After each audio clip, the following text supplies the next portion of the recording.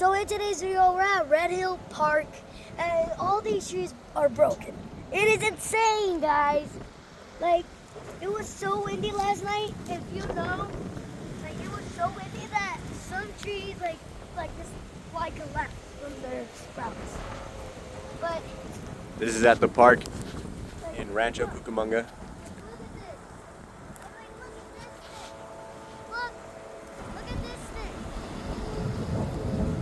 Cleanup crews here trying to clean it up. I'm holding a stick and look how big it is. It is giant. We even got more down here. Like we got this one, but it's not big